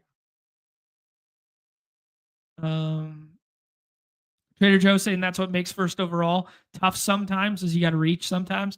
Yeah, for sure. Because of the little pockets of running backs. Like the sweet spot for running back in my estimation right now is kind of what we would have determined the dead zone to be 3 seasons ago. Like I think it's a sweet spot that you can get like Joe Mixon here. Like Nick from BDGE tweeted out yesterday, like just some season long prop based stuff and was just saying like Mixon's prop is like 10.5 touchdowns on the season. And the guys going around him are like 800 yards and like 5.5 or 6.5. So yeah, truly crazy there that you can, just get such projectable volume that wasn't originally available. I don't think Chubb is as big a deal as, the community will make it out to be. There he is. You good? Jesus Christ, man. I've never, I have no idea why we have so many like power flashes or like rolling flashes. Like my neighbor just texted me as well saying that like his power did the same thing. Like it's crazy. I am, yeah. Separate grid in Texas, right? It's like standalone grid. As opposed to like state run and independently defined. I don't know. That's just what when you guys had all the freezing and stuff like that. That was like the narrative. What was that? 2 years ago, a year and a half ago, that like they were a detached network. I don't know. I don't know how that matters, but that's what I'm chasing power grids. I'm not totally. I just know that it's somewhat garbage. Yeah. Okay, Blake. Since you know everything. Yeah, I did. I knew that fact too. I don't even live in the country. All right, Nez. We get Tony Redacted to come back here. I think Tony Redacted's a tier break, and I'm happy to make this only a 4 running back team if we select him here. But we're also starving at wide receiver for Cooper Kupp. Yeah, let's go Kupp. All right. Sounds good to me. Yeah, like Kupp's not like a guy I've been targeting a ton, but we also get a little week 17. As you guys can see, those badges just emerged with that Carolina one there. So yeah, man, this team would look so much better with Tyreek. And there was a little pocket while you were gone where I took Shakir, who I normally wouldn't take Shakir in that spot. But we had a nice little pocket of like ADP 25 through 28 running backs that fell back. This team would look so much better if Chase was off of it, Tyreek was there, and then we had Tony Redacted and another fall there. Solver suggesting Kyler here. I'm cool with it, man. That's week 17 correlation for us with Chase Brown, and we can backstack it. I'd be cool to try this and see what it does because I haven't done it before. Okay. Yeah, let's see how it looks. Yeah, I rarely take naked Kyler, and I do think a lot of Kyler is always just going to be stacked on the left-hand side of the board in BBM alongside Trey McGronk and or Marvin Harrison, and rightfully so to some extent. But it's like when you can get a little ADP fall on him and still have some 17 correlation in there and backstack, that seems like a unique path come week 17, does it not? Yeah. I think that he's probably one that you don't even need to stack. And how often will he be unstacked? I think it's a fair question. Yeah. I think that he tends to go to either, like you said, the McGronk drafter or the Marvin Harrison drafter. So, for whatever it's worth, if we get, a unique naked Kyler in the finals, if we happen to get there with this team, I think you're rooting for, a Kyler ground game. And that's potentially some like major leverage off the other Kyler teams that are, that have spent strong capital on their, on stacking him. Right. I think that might be a bit, and maybe that's galaxy brain, but I don't know. I think that might be an unexplored, edge in drafting some of these QBs. I don't know. Am I just like getting way too fucking cute? It might be way too fucking cute and way too like a little bit gal brain, but stemming from the principles that we've been looking into for the daily stuff for like Battle Royale, I wouldn't fight you on it for sure because naked quarterback played so much better in Battle Royale than we ever would have thought last season, or I ever would have thought. And I do think that does give it a little bit of credence. Yeah, that's kind of like where I was coming from too. So all right, Nez, we have a 1, 2, 5, 1 right now. Dak with Pickens here would be nice, and then shut it down. That's what the advice is. I kind of like that. Luther Burton injury scares me right now, or like the talk around. He's going to keep falling. Yeah. Kyle Williams keeps falling. Let's go Dak. Let's do it, man. Yeah, that seems like another. I mean, not a full ADP value, but like they have separate bye weeks. We get a skinny stack there. Dallas gets Washington, so like you could add like an Austin Eckler to this. later. Yeah, I think pairing, having the Eckler out, and of course, Ferg with adding an extra stack for Dak makes sense too. I say it on like every time I do a draft on stream. Just the Cowboys just seem so mispriced. It's kind of baffling. Which players in particular? All of them. Okay. All the passing game. Yeah. The running backs, I think, are fairly, are correctly ambiguous, but like, the upside cases for all of them are clearly strong. But like Pickens, I just think is so mispriced. Okay. Yeah. Dude, I mean, we Little took Dodgers. Sorry, go ahead. And then we got to go back to the draft board. Okay, we could double down on your notion of Dallas's mispriced and just tack on Javonte Williams to this, a guy that we don't take a ton. Yeah, we should. This kind of also answers a question in the chat there. Are we concerned at all with bye week overlap when we're going to probably only spend 4 or 5 picks at the running back position, that there's a 10 and a 10 there with Jace and Javonte? No, since the first two have different bye weeks, I think it's totally fine. Okay. Sounds good to me.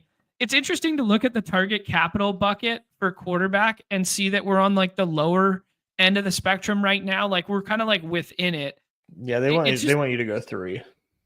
Yeah, it's just interesting when you get a fall on like guys who are deemed like premium. I guess this is where the ball knowing comes in, where it's like, Kyler could be QB4, like Dak could be QB8. And like if we're drafting to win a tournament, I think that's enough draft capital, but I am a little 3 QB pilled this year. What do you think? For sure. No, I am too. I mean, like I think, if you take off the names of who we drafted, yeah, I would probably say, yeah, it's probably a 3 QB team.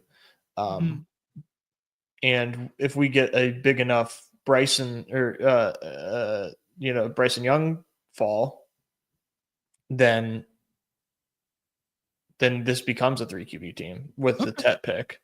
Yeah, sure. Yeah, I'm happy to add Bryce to this. I was just gonna say that there was Dodgers talking about the QB pyramid that existed on the left side of the board, but that one guy ruined it. Oh yeah, it's built up like this. So aesthetically pleasing, much like the solver with the color scheme. Yeah, I've been thinking about Javonte more, man. Yeah. Yes, we can get. I need more. We can get Trey Benson to stack up with Kyler here. We can do Ray Davis with some team correlation with Shakir, or we can do Dallas Goedert as a second tight end, shut it down, week 17 correlation. Ferg. Where's Ferg? Oh, yeah, we can do the Ferg stack. Okay, cool with it. I think you just get that out of the way. Yeah, I'm good with that.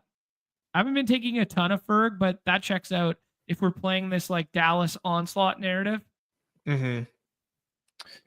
Yeah, and then I think after this pick, I would probably go wide receiver. It's probably where I lean. Benson does make sense for this team because, we're obviously making the bet that Javonte is the starter, in which case, like, he's way, way, way undervalued. And so we can take on Trey Benson because Benson, I think, is like purely contingency. And I think he's a good play if he does get that backfield. But, you can absorb that. That said, man, I think I'd prefer to go wide receiver here. Okay. I'm good with it. I'm scared of Tillman. It's telling us QJ. We got some week 16 correlation with QJ. I'd probably do it. Yeah, I'm fine with it. We haven't done a ton of QJ on stream together. Yeah, I'm entirely fine with that. I'm not huge on the Benson stuff. You were selling me a little bit earlier in the season on Benson, like just in general. Not that I'm high on QJ by any respect either. But yeah, I do think we needed to address, at least some depth at wide receiver there. Yeah, Benson is definitely like such an expensive contingency bet. Uh, Hmm. like it's not fair that he costs as much as he does Yeah. because he shouldn't. He really shouldn't. Like that's supposed to be like a sneaky contingency play. Like, oh, I think he's good, but for whatever reason, everybody's preying on James Conner's downfall. Like he's objectively, just speaking about Trey Benson, objectively just like not a good pick, but like I do think, if the bet hits, like he's a smash, but Hmm. it's an expensive The wo- price to the pay. wo- You could probably pokerize that, this pretty well. the world's been betting against the demise of James Conner and his team captaincy and his contracts for years now, and Dude, dating back to BBM two, yeah, dating back to BBM two, yeah, people have been. He was like a ADP 100 pick in right, BBM two. yeah, and all he's done is cook. He can't be killed. Couple things I wanted to hit on here. Lil Dodger is saying this. I actually forgot that now that I'm doing a window view that you guys could see when I was jumping around there. Apologies. I don't usually do window view. I do tab view, and I can still jump around on my own accord here. Is this solver thing released? It's sick. Yes, it is released. One aspect of it is still in beta. That is the suggested. If you see on the right hand side here, the suggested solver scores is still in beta, but outside of that, everything else is full go. So I'll drop the link in the chat there if you guys want to check it out. Very reasonable price point in my estimation. I actually, one of my first pieces of feedback was to raise the price initially. So you guys are low key, organically getting me to tell you it's a good deal out here. Yeah, it's beautiful. Nez, I would like to take Gino here because my mind was to set up that Geno double with Myers and Bowers and do a 3 QB build from the start. But then we got the ADP value. What do you think? I think it's fine. I also think Thielen makes sense. All right, let's take Geno and see what happens here. He might have come back around that corner based on the draft capital that these guys have spent at quarterback. Yeah, and no real stacking partners. Probably could have pushed Geno there because it was like a luxury, not a necessity. But Thielen could come back too because. Well, at this point, I'm Thielen. probably good on Thielen because Okay. we're not going to take Bryce Young. Yeah, Bryce Young already went. That's why. Oh, what the fuck? Yeah. Okay. This is the quarterback economy now. This little pocket, man, in these fast drafts, like round 10 to 11, and then they're all gone. Like even Rodgers is getting pushed up. Yeah, because no one wants to take the Giants QBs. No one wants to take the Shock. Browns QBs. No one wants to take the Colts QBs, even though Danny Dimes is a smash. Yeah, I was surprised to find out he was one of my highest owned players thus far. Nez, I think I'm going to nah wave this Adam Thielen pick that's being suggested to us and suggest Michael Wilson. Once upon a time, our guy, Pat Crane, told us he was chiseled out of stone. He could be a pretty cool year 3 breakout. I'm not gonna put it past him. I think it's totally viable that he has year 3 breakout in his range of outcomes, just given the fact that he was liked out of the draft, has those physical attributes, has Marvin Harrison Jr. there and Trey McBride, but they didn't bring in anybody else, so he's still running like a ton of routes, but hasn't broke out yet, so nobody wants to take him, which is fair. But yeah, ever since Nico broke out, I'm now holding out hope for some of these sneaky year 3 breakouts when everybody else is completely throw them by the wayside. That's a good shout, dude. I wonder what other wide receivers fit that archetype. I'm trying to think back to the year 3 class there. It's not very many. Yeah. Such is the case if you don't break out.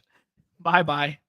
Well, there are year 5 breakouts. I don't know if you heard about this. There are definitely, there are a lot of year 5 breakouts that exist.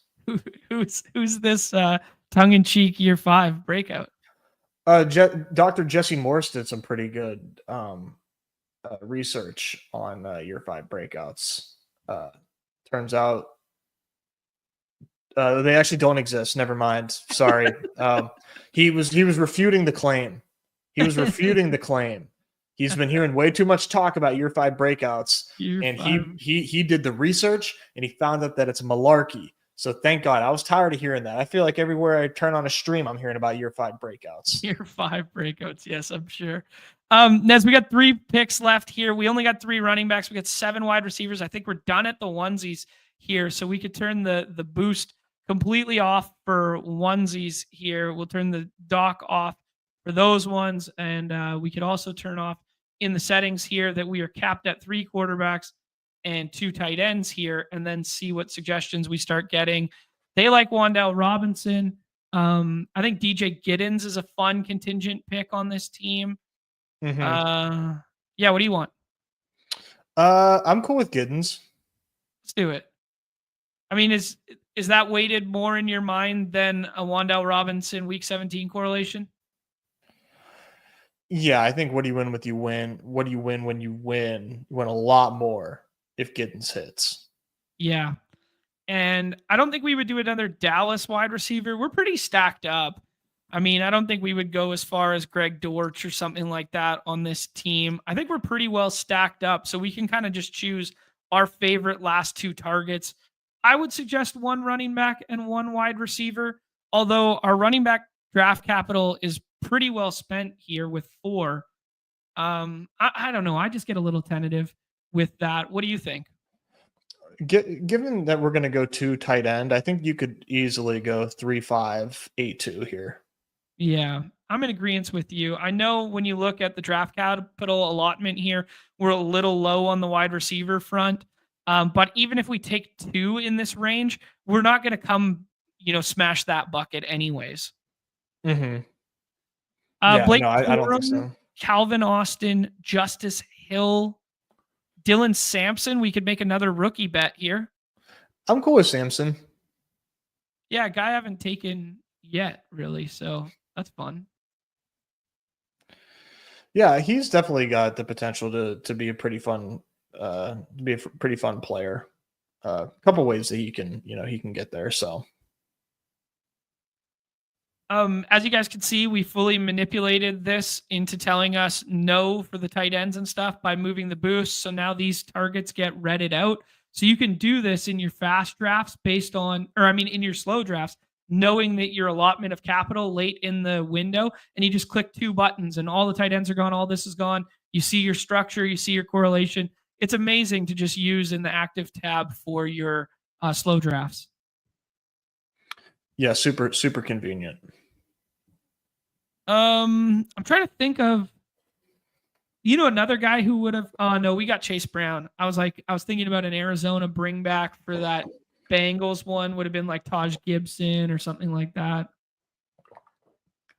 or Taj Brooks. Sorry, for Arizona. Yeah, but we already got Chase Brown. Just thinking. What about Yoshi Boss? Yeah, Yoshi Boss. We could add another little bring back to that one. And let me do a little sleuthing here myself, just in case there's some good speak on Jermaine Burton, other than the fact that he hit a parlay or he hit one big on blackjack or something. Hey, too late. Mathology is ahead of you. This is a truly sweaty streamer room where Jermaine Burton goes in the 207. Miles Sanders goes at 184. This is getting sweaty out here, dude. Taj Brooks already went to Goat Nap in the 16th, even before I even said that. This is a sweaty room. It's really sweaty. It's a sweaty room, dude. Holy smokes. June 19th, go outside. Get your Mr. Good Boys in the chat. This guy's chilling right here, dropping his head over the thing. Mostert goes there. Trey Tucker. I mean, Yoshivas comes back to us if we want it. They think we need Blake Corum or Ray McLeod. I like Ray. I would definitely go wide receiver. Yoshi. Let's do Yoshi, bro. Okay. Let's get all the leverage on that game. Yeah, it's a good shout because the chalk pairing for week 17 game will be the chalk pairing for that game will be so much paired through Marvin Harrison and Trey McBride with Kyler, and it'll be so much through Chase and T opposed to Chase Brown and Yoshavas and that sort of deal.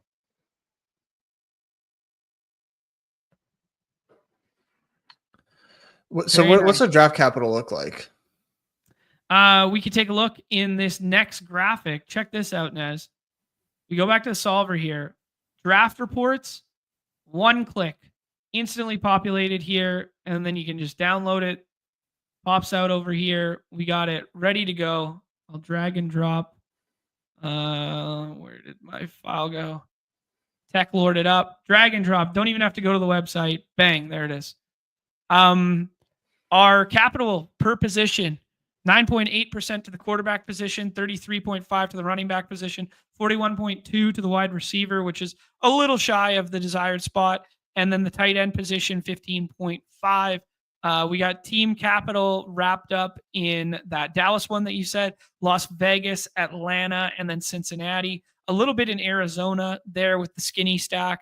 The Buffalo. It's actually interesting to see in terms of draft capital by team. It weights the one piece of Buffalo because of the 74 ADP higher than Kyler Murray plus Michael Wilson because of their ADPs being pick 100 and 172. So in terms of draft capital spent, we actually spent more on Buffalo with just that. I mean, I think that makes, I think that checks out, right? That math makes a lot of sense. That math do be mathin'. Oops. What do I do here? What is going on? There we go. Yeah. Beautiful first draft. We are definitely getting to the finals. Once we get to week 16, man, who's stopping this squad? Look at that. Yeah, we got that accidental on purpose QJ bring back off of the Dallas stuff. So there's another little boost. Like once we saw that little 16 to add him to our roster opposed to somebody else. And then Bijan versus Arizona. We got that Arizona stack going on. Very nice. 3, 5, 8, 2 final roster here. Kyler Murray, Dak Prescott, Geno Smith, Bijan Robinson, the accidental Chase Brown, but I think we still landed the plane here. Javonte Williams, DJ Giddens, Dylan Sampson, Tet, Pickens, Mayers, Jacoby Myers. There we go. I got to say it like certain guys, you got to say their full name. Shakir Cup, QJ Wilson, Michael Wilson. You got to say that one full.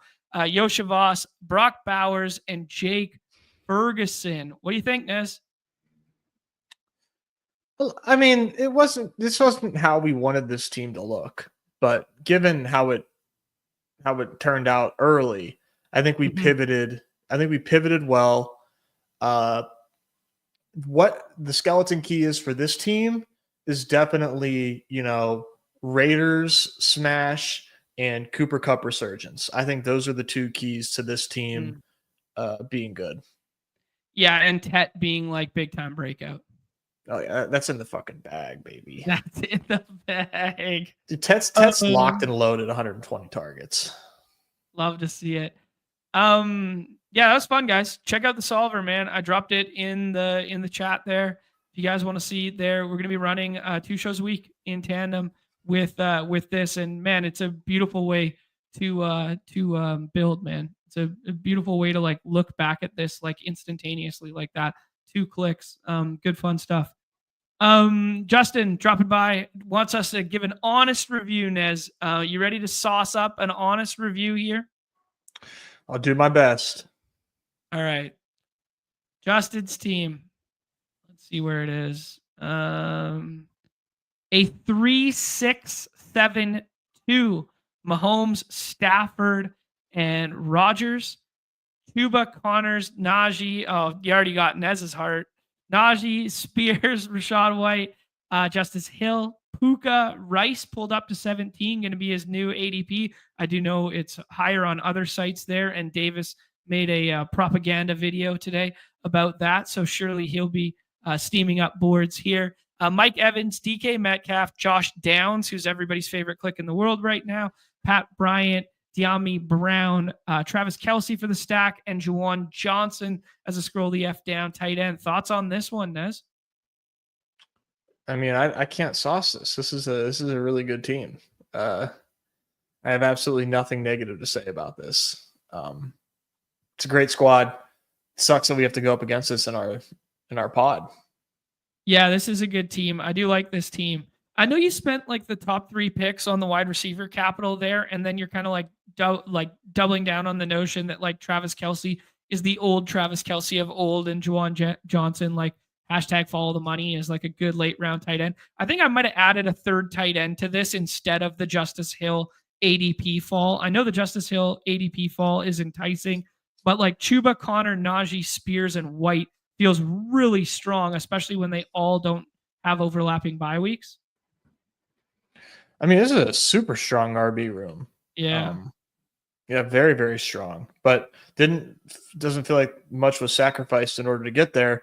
It's just a huge bet on Travis Kelce, carrying a big load there at tight end. And I mean, yeah, that seems like a fun wager to make with a Chiefs offense that should be really good this year. Kind of running back what they did last year. Yeah, good shout there. Good shout. Justin, too kind, man, dropping off 5 more at our door. Appreciate you, my friend. Guys, lots more coming your way. We'll have a live show tomorrow. We're going to have a recorded show up. I think our thought process here going forward for the recorded show is that it's going to be for the members on like Friday, or at least for like a window just before everybody else. And then it'll go live to everybody, but it'll be nice pre-recorded evergreen content, something that we haven't done a ton of on the channel. So really looking forward to that one there. Appreciate you again, Justin. I appreciate everybody in the chat here. Big Fungi saying, please don't review my team. That's so good. Oh man, good, clean fun. Nez, anything else you want to say for the people as we close this one down? No. Thanks for tuning in, guys, and excited to continue this solver series. It's gonna be a lot of fun. I'm enjoying playing around with this. Yeah, absolutely, man. Likewise there. On behalf of Nez and I, best of luck in your lobbies tonight with the draft. We will be in the MLB stuff for remainder of the evening there. Make sure you guys go scroll up for that link for the Extendor pick them there. I will tweet it out in a couple minutes time here to play alongside there. This could be our last final Extendor and final basketball pick 'em of the season. So what better, more fitting way to end it than with TJ McConnell taking us to the promised land there, Nez. Yeah, let's tie a bow on that bad boy. Everybody's favorite time of the show, from John and last night's MLB winner. The end. Peace.